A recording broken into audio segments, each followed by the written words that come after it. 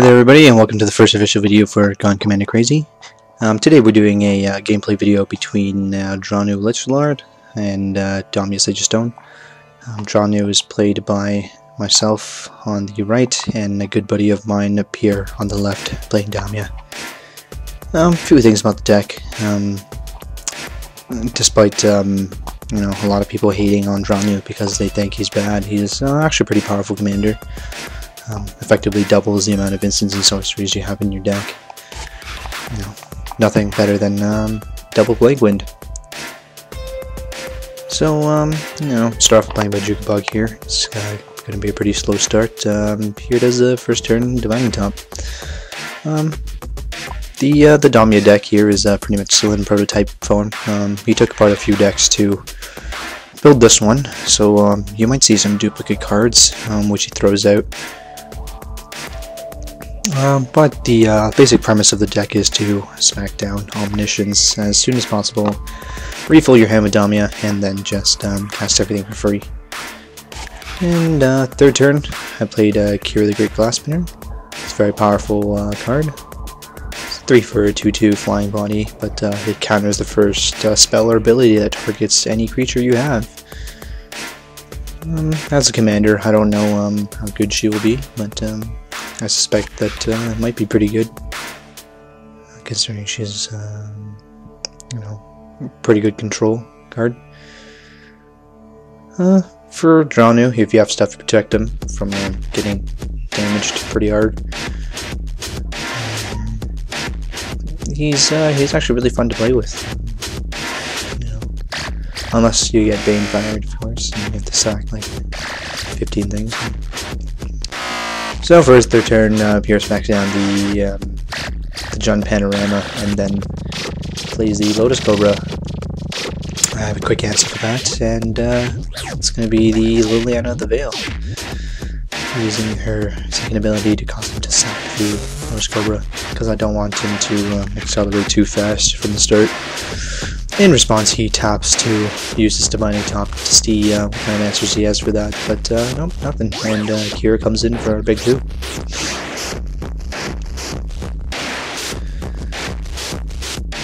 Liliana of the Veil, don't know how good she is in this format. Perhaps late game she's pretty good, especially in a control deck where card draw isn't really a problem and you can work her way up to her ultimate pretty easy. But early game is a 3-drop, and you don't hit that many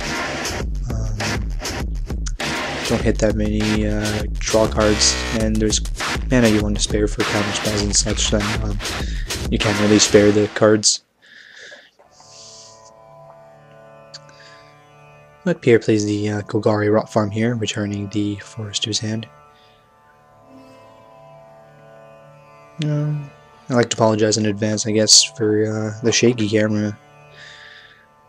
It's sitting on top of a postage stamp pole, or like a tube, because we're still trying to get a rig to fit this camera to, because we don't have a stand or anything. So we end up using the Vest's first ability, and I discard a counterspell, and he discards a Plague Wind.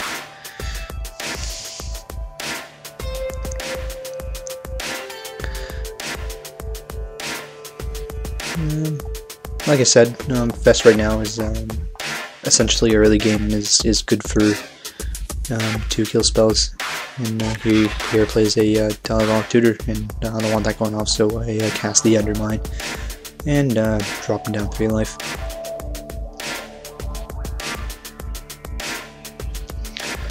During my turn, I play a Swamp and untap, and going for another 2 with Kira. For the majority of the game, she does most of the damage, which is kind of sad and unusual for not only for the format, but for the Dralnu deck that I built. But you can check the deck tech for Dralnu on the Gonecommandercrazy blog. There's a lot of utility cards in here. I'm quite sad I'm not hitting them early game. Pierre does find a way to deal with the Liliana of the Veil with the Maelstrom Pulse.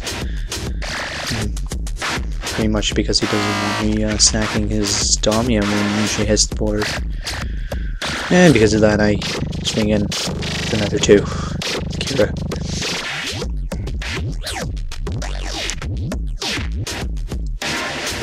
You can see several things in Pura's hand, including the Jace's Ingenuity, which he actually can't cast at the moment because he doesn't have an extra blue.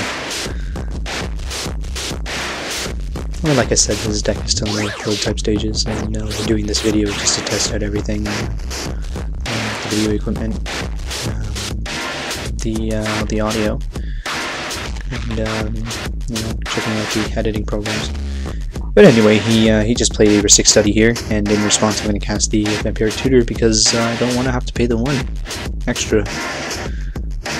So I do go for an Zombie Lady of the Scrolls, and put it on top of my deck, and lose 2 life for it.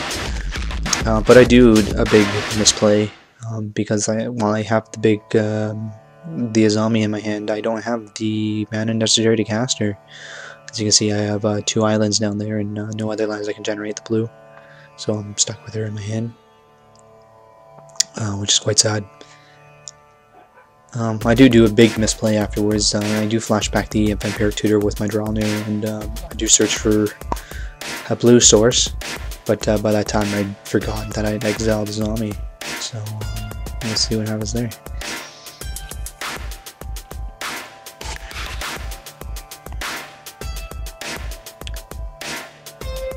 And looks like I'm paying everything for Dralnu and the 1 extra for the Ristic Study.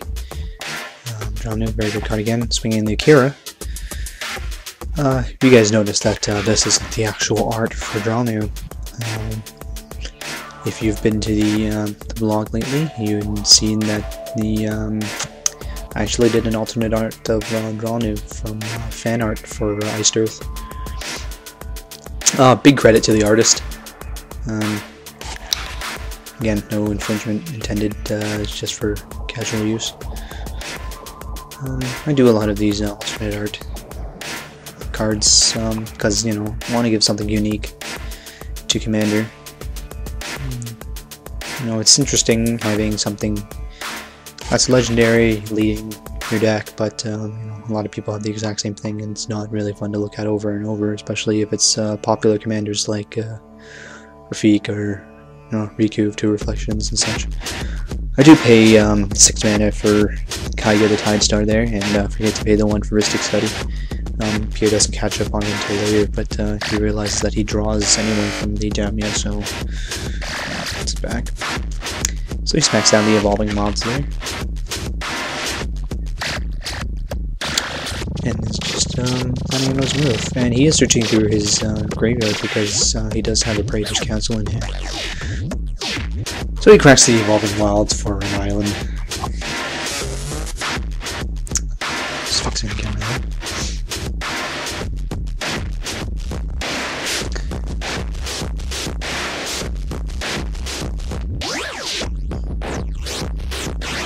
Then you can see this hand, he has a Draining Welk, Woodland Guidance. So I'll walk the Aeons in there as well. Still has the Jace's Ingenuity.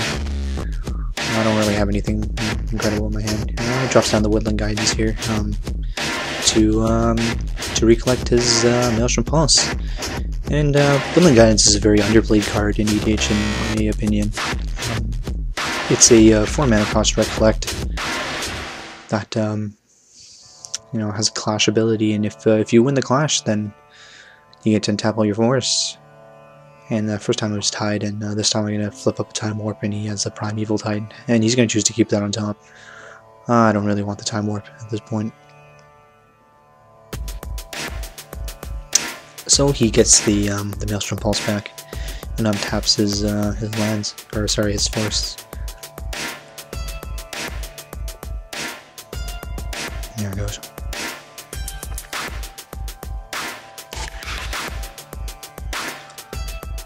A few words about the cards on the board. We got Ristic Study, Kaiga, 2 blue cards that should be pretty stable in most blue decks, in my opinion. Ristic Study gets pretty ridiculous, especially in multiplayer games. Lots of people get too lazy to pay the 1, and by the time it's your turn again, you'd have drawn like 4 or 5 cards. Big card advantage, and it's fairly cheap cost, and no one really wants to deal with it early the game, so they just allow it. So on my turn, I drop down a Bitter Blossom. A very good card back then in Standard, in Legacy now, and in EDH. Because 1/1 flyers every turn. The cost of life is pretty good. Jump blockers, and I go in swinging with the big Kaiga there. At this point, Pierre's already taken some pretty big damage from Kira, sadly enough. So trying to get Kaiga to finish the job there. It's actually not that often that the Dralnu deck wins from combat damage. It's built to combo out Mind Over Matter, Arcanus, Zami, and then get into a Laboratory Maniac and cycle through my whole deck and win the game that way. So Pierre has an asceticism here, which is actually a pretty big problem for Kaiga, since I won't be able to steal any of his creatures.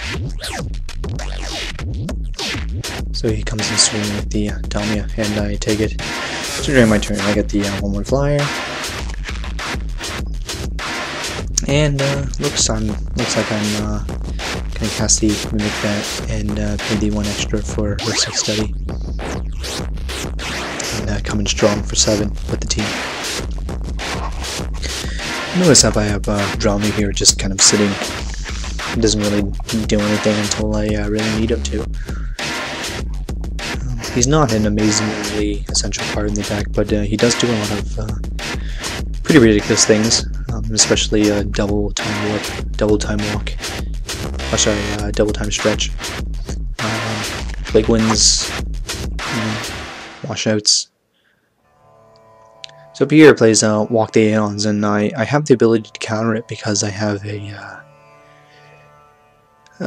Force of Will in hand. But I allow him to take the extra turn because I know if he's willing to cast 6 to take an extra turn, then must be something big coming this way. So I do block his Damia with my 1/1 token, and let that combat finish, and he's going to take his second turn right after this. At this point, he's looking through his graveyard because I know he has a. I can see right now that he has a Praetor's Council in his hand. At the time, I didn't know. I was just waiting for a big cast, and I do believe it's coming up.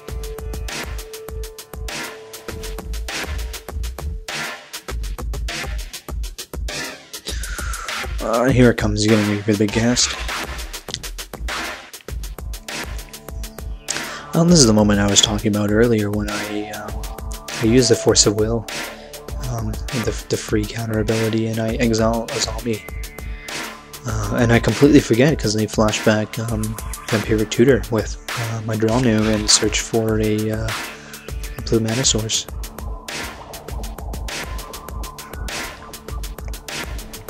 Which is a really big waste of a tutor, in my opinion.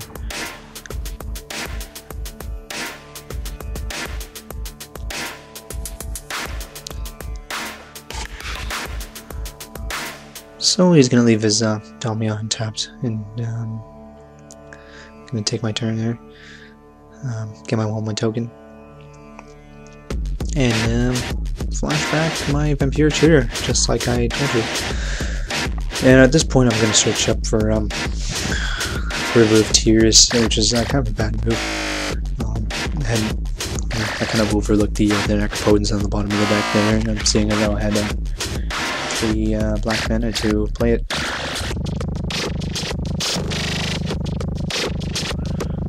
I would have been able to refresh my hand, maybe get some better plays in there.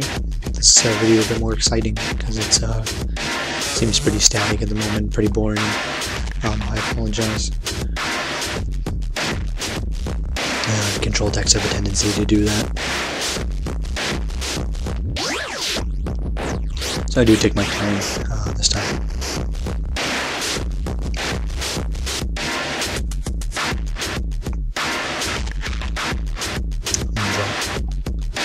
And there's River of Tears. Pretty good card, blue black.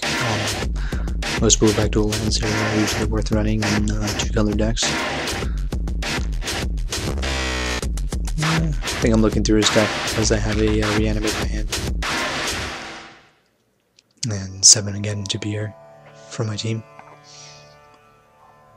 At this point, Pierre doesn't really have a lot of options. I have all my mana open, and I got 3 counters sitting in my graveyard. I can afford to pay the full cost for Force of Will, actually, without having to exile a blue card. So you can see I got sitting there Counterspell, Undermine, Force of Will. And he doesn't really have anything in his graveyard that's worth getting with a Reanimate. You can see the Maelstrom Pulse in his hand. But he can't really do anything because my Kira does stop his Maelstrom Pulse from hitting my Kaiga.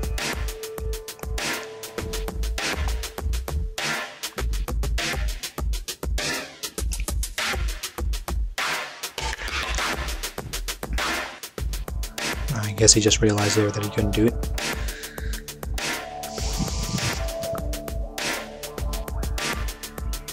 So it's going to be a Harrow from Pierre.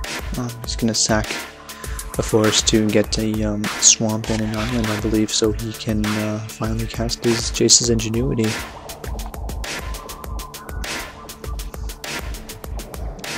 At this point, I think he's missed a few of his Damia triggers too.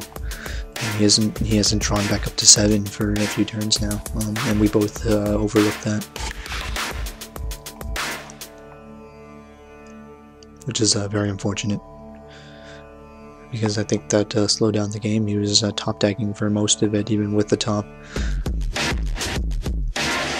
So I untap here and get to my token, and I'm actually going to attack him with both tokens, even though one Chemo Summoning Sickness. I just completely skipped my mind. So they're coming in for 9, even though it's supposed to be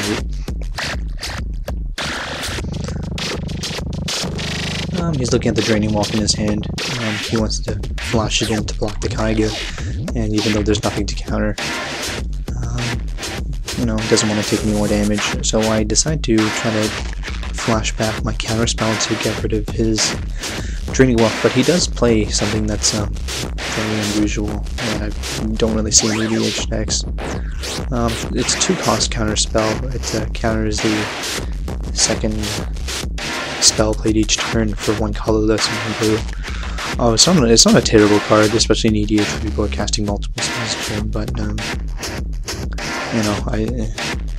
his deck is still in the prototype stages, and I suppose that's going to come out for a proper counterspell in the future.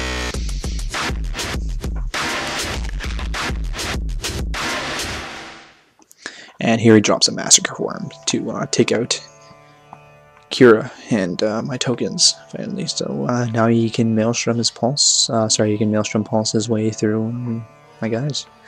I take 6 life, and the guy is dropped down to 3 till the end of the turn.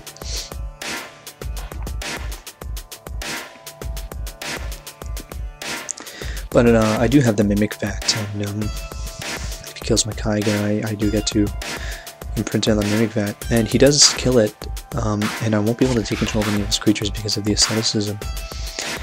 I am debating on putting on the Mimic Vat or not, just because I'm afraid of him having a Croson Grip in his hand, but I do decide in the end.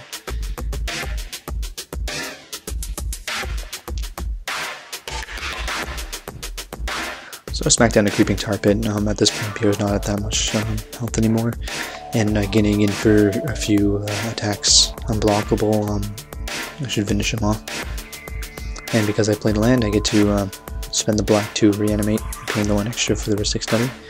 I will reanimate Kira, and also pay the 3 to tap the Mimic Vat to put in Kaiga and swing in for kill.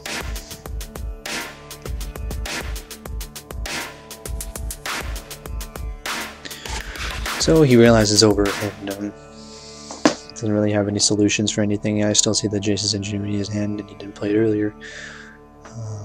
So he scoops there, and we're going on to game 2.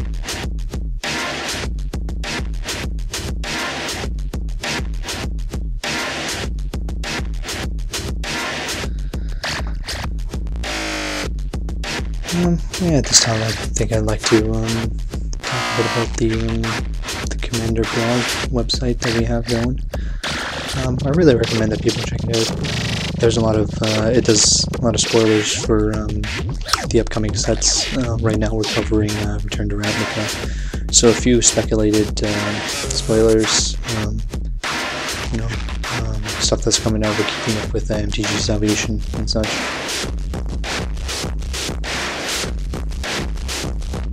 Yeah, I apologize again for the shaky camera. It's pretty bad. But the next few videos we're going to be fix that outright.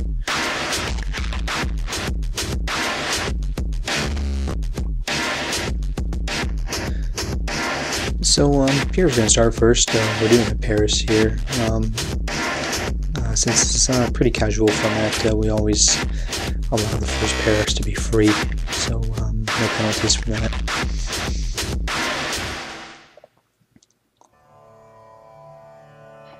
So Pierre on the left with his Primeval Titan bat goes first, and he's Parising 2 cards away for another 2.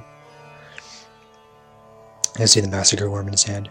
I do remember this hand. The first one he played was pretty ridiculous, and I get to see his hand later. And yeah.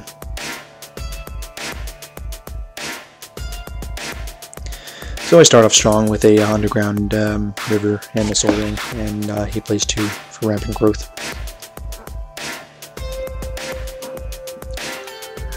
Getting a blue, getting all 3 of his colors in there, so can get a pretty good start. With the colorless from my Underground River and the Soul Ring, I get to play Elixir, 1000-Year Elixir.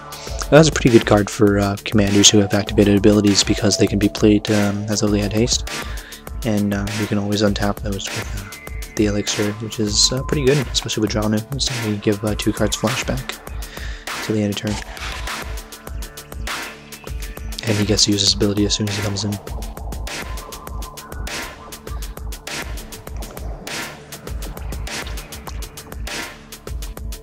So Pierre with the Woodland Cemetery.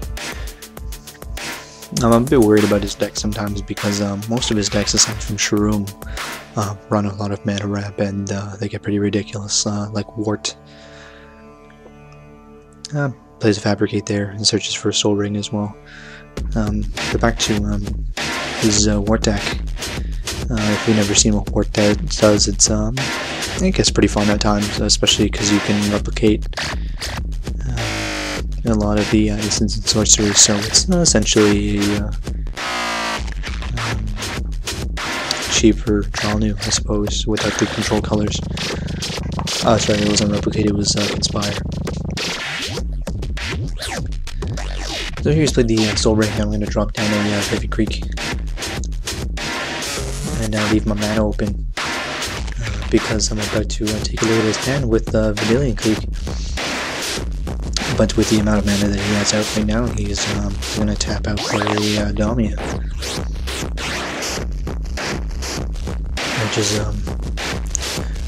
which is pretty good, seeing as though he's maybe back down to 4 cards in hand at the moment.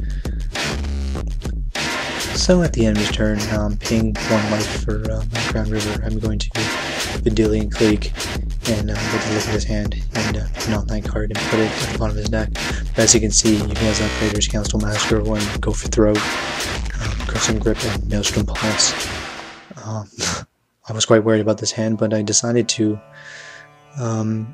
take away the Massacre Worm, because not only is it a BV card, I suppose, but can wipe most of my creatures, unlike the Maelstrom Pulse and Go for Throw, which can only take out 1 at a time.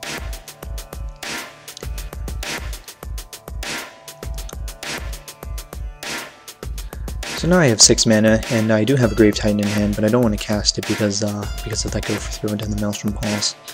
So I drop down a Kaiga, because I see that he doesn't have an asceticism to protect his Damia. So if he does decide to Pulse or Go for Throw my Kaiga, then I can take his Damia, even though it would be it'd be a waste to use his kill spells on the Vendilion. It's 3-1 vanilla flyer at this point.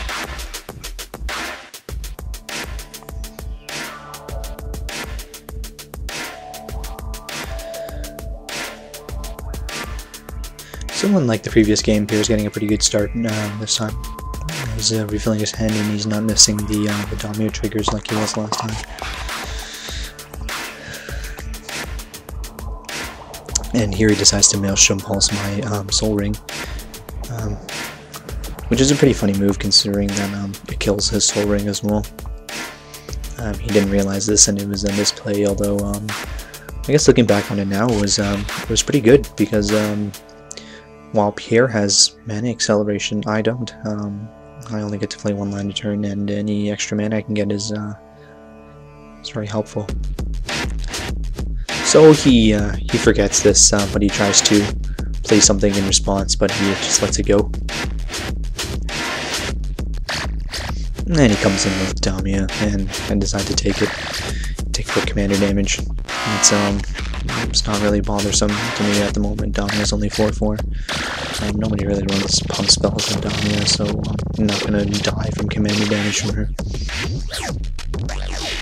So I do make a mistake with by not attacking with Kaiga as well, because I do have the elixir to untap him, or the Vidility to chunk block the Damia. But he does take the 3 from Vidility and takes his turn.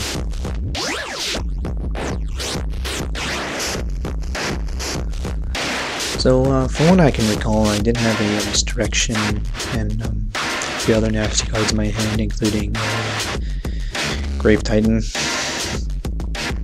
It comes back here again. And at this point I forget that his Damia would die because my Kaiga is too strong for it. So I actually decided not to block with it and take the 4. And normally I would have let him die, but Damia does have Death Touch, and it would have just been pretty counterintuitive. So for my turn, I drop down a Swamp.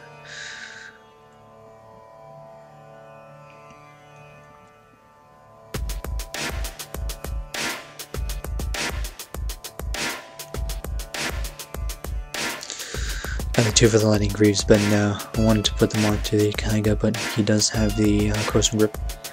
And unfortunately I can't respond because it does have the split-second ability on there. So this time I decided to go in with Kaiga, but again I should have gone in with the full team because of the elixir. But realizing that I don't want to block with Kaiga anyways against his Damia, I decided to do that instead. And here plays the Evolving Wands for the Highland. And he does have the Ingenuity as well in his hand from this game, which he does end up casting this time.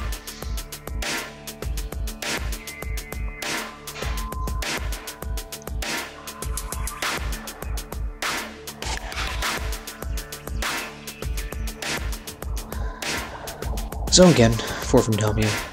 And this time I'm jump blocking it with the Vanillion Fleek because it's not useful to me anymore. I don't want to keep taking commander damage because, as I did say earlier, even though she's not a big problem,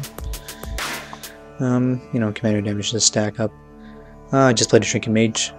If you can see there, it's I was really bored one day, decided to draw a Milkshake and a Straw, and does say my Milkshake. So now between my playgroup and I, it's Milkshake Mage.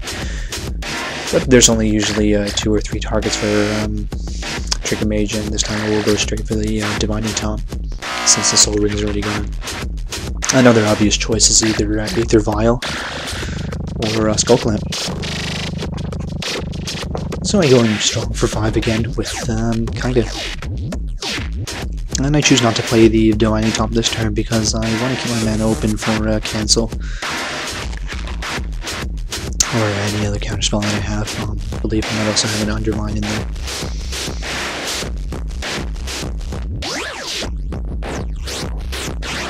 So again, Damia comes in and Trick Mage is the one drop you, so block them. Aside from Kira and Kaiga, the Dralnu deck I have is Wizard Tribal. So there are a lot of stuff that plays off it. there's the zombie that lets me tap wizards to draw a card. And I am currently trying to get my hands on the patron wizard. Got a Void Mage Prodigy in there as well. So I pay the 1 card list for the Divining Top.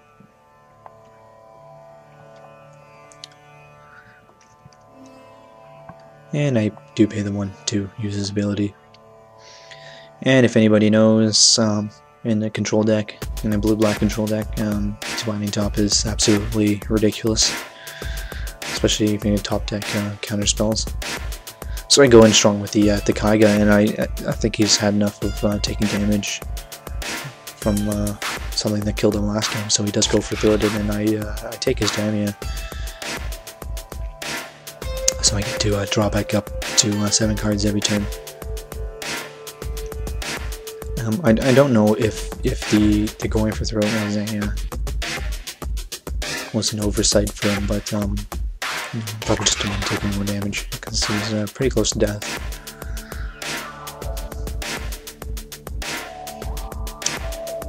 He's been hit a few times with Vindilia and a few times with Kaiga as well. So he does play Diabolic Tutor. I do have a counter spell in my hand, or a cancel rather, and a spell crumple. I was originally intending to use the spell crumple on the Diabolic Tutor, but I was going to wait for him to use the Diabolic Tutor to get his card first, because if I spell crumple the Diabolic Tutor and somehow he shovels and gets to the end, then you can just search for the target, or he can just top deck the target again. But I wanted him to waste the tutor and then also get rid of his target.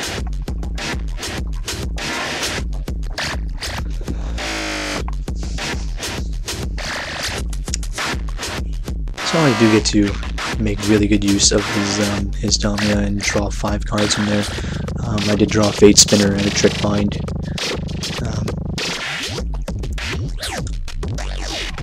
Fate Spinner, very good blue card, very annoying from Mirrodin. Your opponents have to skip 1 phase, all instances of the phase in their turn. It gets pretty ridiculous at some point. So I hit him for 4 with his own commander and put 4 commander damage on him.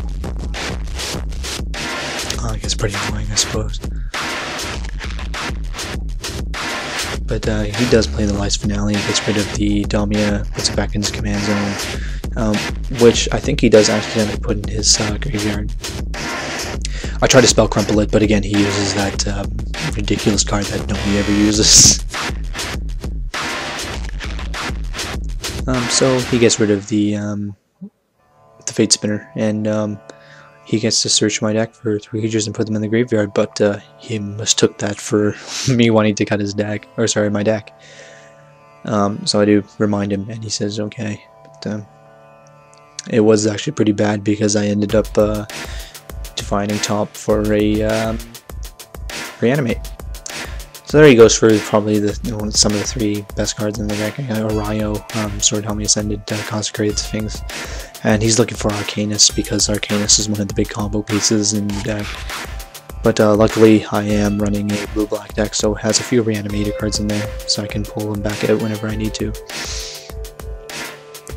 So Neo puts them in my graveyard.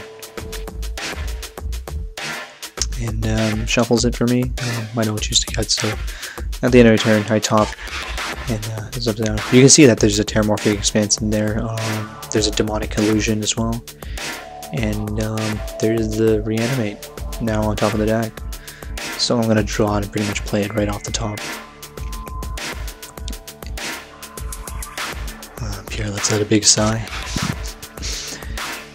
So because I also have the Elixir, I get to tap him right away to draw 3 cards. With the Damia deck though, some people would think that Consecrated Sphinx would be a bit better.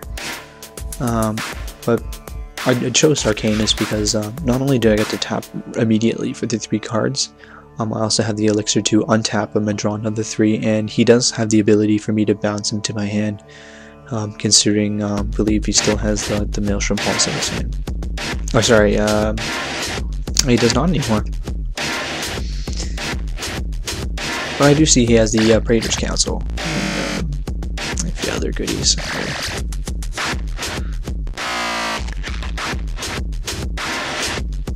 And plays Praetor's Council and have to stop it. Almost tap out in order to cancel it. So I tap and draw 3 cards with Arcanist. At this point I forget to use the elixir to untap him and draw another 3. But the 3 up on him is really a big advantage. And effectively makes my top useless unless I use Divining Top at the beginning of my turn. See what I can get immediately, rather than at the end of someone's turn or during my draw step. So I'm tapping 2 here for Void Mage Prodigy. I do have enough to play the Grave Titan in my hand, but I want to protect the Grave Titan because I'm sure he has some kill spell, Beast Within perhaps in his hand. So I want to be able to play the Grave Titan and then tap 2 in order to sack a wizard to counter any spell that comes in. But he does have the Draining Whelp there, and that would do it for the Grave Titan. So draw 3 cards off Arcanist, and I remember this time to untap him with the elixir and draw another 3.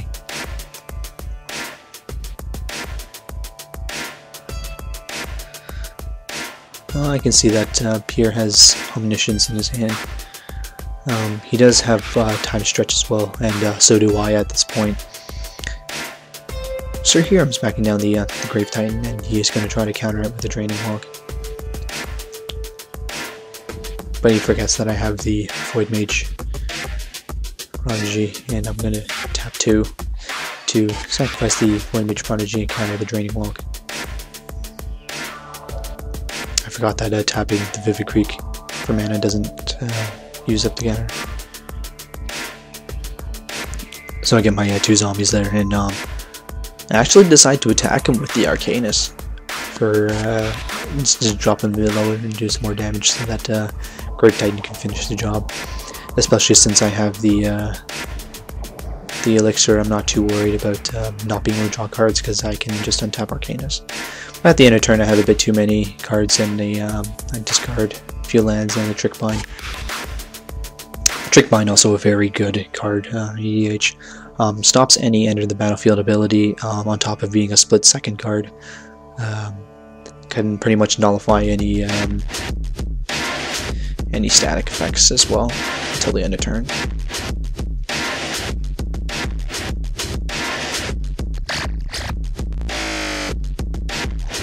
So if you're just thinking about what to do, I can see the Tezzeret he has in his hand, the Asceticism as well, and Jace's Ingenuity there.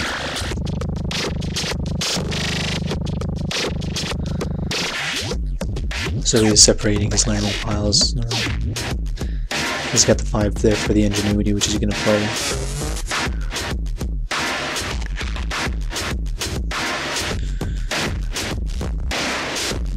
Fortunately, I think that does give him some answers for the Grave Titan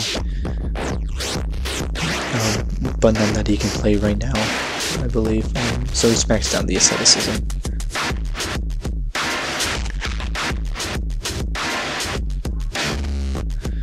So during my turn, I tap the elixir in order to untap my Arcanist and draw 3 cards of it. And then coming to the close of the game here. I decide it's already over. Draw a card for my turn, and see that I have a Time Stretch in my hand, so I play the Watery Grave untapped, and go in strong with Grave Titan and his, the 2 zombies. So he decides to take it, and I tap out for a Time Stretch, and he concedes the game. Pierre also has a Time Stretch, but I have a Misdirection in hand. So he sees niche groups, and that's the match. Thanks for watching, guys. Hope you enjoyed the video. There will be more to come soon. Cheers.